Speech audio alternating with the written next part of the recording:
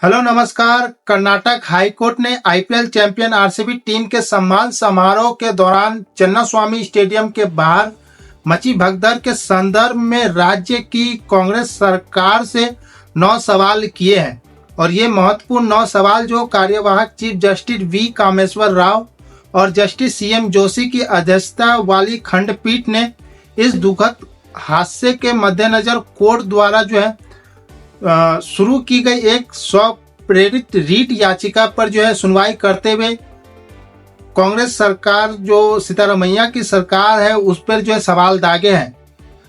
और कोर्ट ने सिद्धारमैया सरकार को मंगलवार यानी 10 जून तक इन तमाम 9 सवालों के जवाब देने का निर्देश भी दिया है।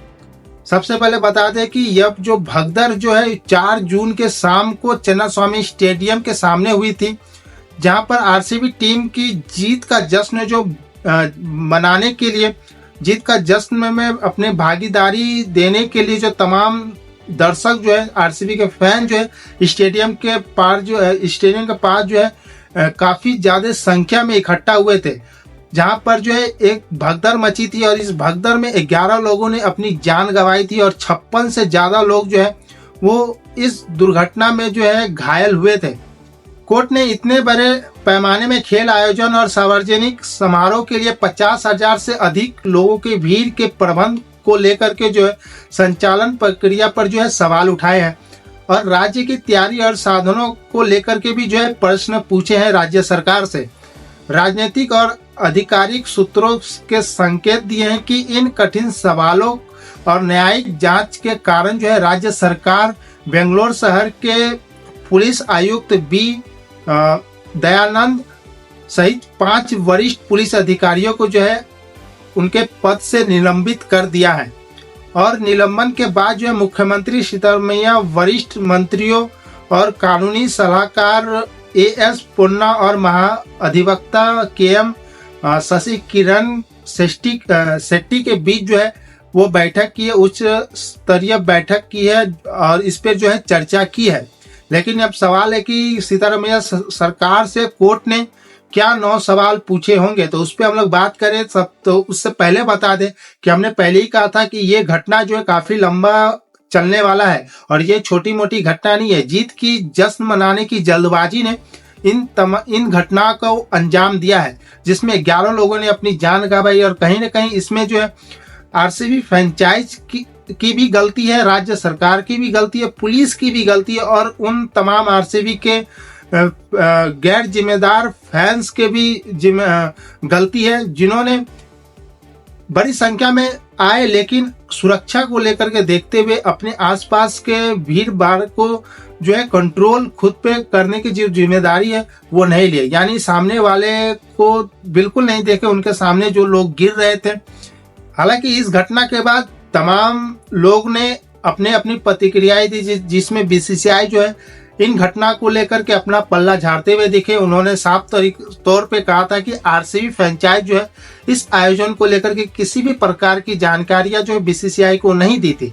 और वहीं बेंगलोर पुलिस का भी कहना था कि इस आयोजन को लेकर के किसी भी प्रकार का अनुमति नहीं दिया गया था, यानी रोड शो और चन्नास्वामी स्टेडियम में जो प्रोग्राम किए गए, सेलिब्रेशन किए गए, उसको लेकर के पुलिस ने साफ इनकार किया था इस दुर्घटना के बाद। वहीं राज्य सरकार के डिप्टी सीएम उन्होंने 5,000 पुलिस की तैनाती को लेकर के भी बात को कही थी। तो वहीं से सवाल उठने लगा कि अगर पुलिस ने परमिशन नहीं दिए थे तो 5,000 पुलिस ड्यूटी पे कहां से आए? अगर परमिशन नहीं दिए थे तो इतने तमाम लोग हजारों की संख्या में लोग इकट्ठे कैसे हुए? और खुद चीफ मिनिस्टर सिद्धारमैया स्टेडियम में मौजूद थे, जो डिप्टी सीएम है वो भी स्टेडियम में मौजूद थे, यानी इस सेलिब्रेशन के हिस्सा थे। तो लाजमी सी बात है कि इन सब में राज्य सरकार भी मौजूद थी, पुलिस भी मौजूद थी और आरसीबी के फ्रेंचाइज भी मौजूद थे। लेकिन इन तमाम आयोजनों का वो सही तरीके से इंतजाम नहीं किया गया। आनंद फानंद में जीत का जश्न की जो खुशी है उसमें इन लोगों ने सुरक्षा को लेकर के कहीं ना कहीं चूक की है और सावधानियां नहीं बरती। और इन्हीं सब सवालों को कर्नाटक हाई कोर्ट ने उठाए हैं और 9 सवाल जो है कर्नाटक सरकार पे जो दागे हैं। तो वो 9 सवाल क्या है उस पे हम लोग बात करें तो सबसे पहला सवाल है कि आरसीबी की जीत का जश्न मनाने के कार्यक्रम को किसने अधिकृत किया था। दूसरा सबसे बड़ा सवाल है कि यह फैसला कब और कैसे लिया गया था फ्रेंचाइज द्वारा। वहीं तीसरा सवाल, क्या आयोजनों ने जरूरी अनुमति ली थी, यानी कोर्ट का कहना है कि आरसीबी मैनेजमेंट जो है वो क्या इस आयोजन को लेकर के किसी भी प्रकार की अनुमति ली थी या नहीं। तो ये एक सबसे बड़ा सवाल। चौथा सबसे बड़ा सवाल है कि आयोजन स्थल के आसपास यातायात को नियंत्रित करने के लिए क्या उपाय किए गए थे। वहीं पांचवा सबसे बड़ा सवाल, भीड़ को रोकने के लिए क्या व्यवस्था की गई थी। जो चन्नास्वामी स्टेडियम के बाहर जो भीड़ हुई थी उसको रोकने के लिए पुलिस द्वारा, प्रशासन द्वारा क्या व्यवस्था की गई थी।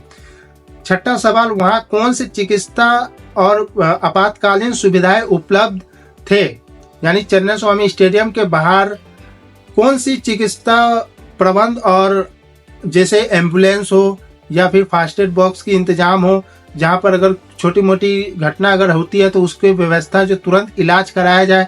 और साथ में आपातकालीन सुविधाएं के तौर पे जो एम्बुलेंस और फायर ब्रिगेड की व्यवस्था, इन तमाम व्यवस्था को लेकर के भी सवाल किए हैं कर्नाटक हाई कोर्ट ने राज्य सरकार से। सातवां सबसे बड़ा सवाल जो कोर्ट ने पूछे हैं राज्य सरकार से कि क्या उपस्थित लोगों की संख्या को पहले से अनुमान लगाया गया था। आठवां सवाल, क्या घायलों को घटना स्थल पर तुरंत जो है चिकित्सा की सुविधा जो दी गई थी, अगर नहीं तो क्यों नहीं दी गई थी। और नौवां सबसे बड़ा सवाल कि घायलों को अस्पताल ले जाने के लिए कितना समय लगा था, कि 11 लोग जो है इस दुर्घटना में जो है अपनी जान गवा दिए, 56 लोग जो अभी भी इस घटना में घायल है। तो 9 सवाल जो बड़े बड़े सवाल जो है राज्य सरकार से कर्नाटक हाई कोर्ट ने पूछे और इन तमाम 9 सवाल का जवाब जो है कर्नाटक हाई कोर्ट को 10 जून तक देना होगा, यानी मंगलवार को जब सुनवाई होगी तो उनमें तमाम 9 सवालों का जवाब जो है कर्नाटक हाई कोर्ट को देना होगा राज्य सरकार को। तो सिद्धारमैया सरकार की जो है वो मुश्किलें बढ़ने वाली है। वहीं इससे पहले जो है पुलिस एक्शन लेते हुए जब सिद्धारमैया सरकार के मुख्यमंत्री ने खुद निर्देश दिया था इसके जांच को लेकर के, बात को कही थी कि सीआईडी से जांच करवाएंगे। और साथ में पुलिस को ये निर्देश भी दिया था कि जो इस घटना को लेकर के जो एक्शन लिया जाए, जिसमें एक जन की गिरफ्तारी हुई है, जो निखिल सोहेल जो है उनको गिरफ्तार किया गया है, जो मार्केटिंग हेड है आरसीबी के।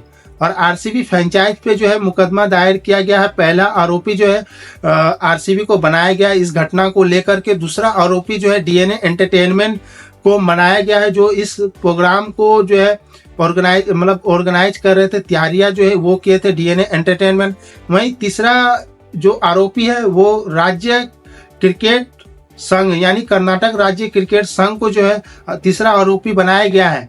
तो देखते हैं कि इन तमाम घटना को लेकर के जो है आरोपी, मुख्य आरोपी के तौर पे जो 3 जन को बनाया गया, तो और साथ में जो कर्नाटक हाई कोर्ट ने जो सवाल किए हैं राज्य सरकार से, तो उसमें क्या जवाब आते हैं राज्य सरकार के तरफ से, मुख्यमंत्री सिद्धारमैया के तरफ से, देखता होगा। और साथ में जो पुलिस ने जो एक्शन लिए हैं, तीन जन को मुख्य आरोपी बनाए गए हैं, जो गैर इरादतन हत्या का मामला जो गंभीर धाराएं जो लगाए गए हैं उस पर क्या सुनवाई होती है, उस पर भी हम लोग ध्यान देंगे, नजरें बनाए रखेंगे।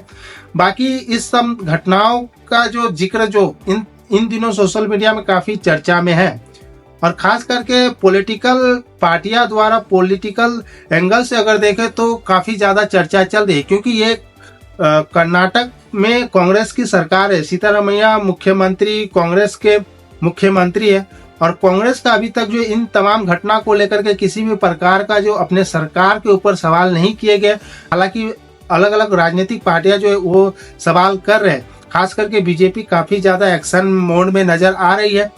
वहीं कांग्रेस और इंडी सरकार जो इंडी गठबंधन जो है, उन्होंने अभी तक जो है कांग्रेस शासित राज्य कर्नाटक को लेकर के किसी भी प्रकार की जो है प्रतिक्रिया इस घटना पर नहीं दी है।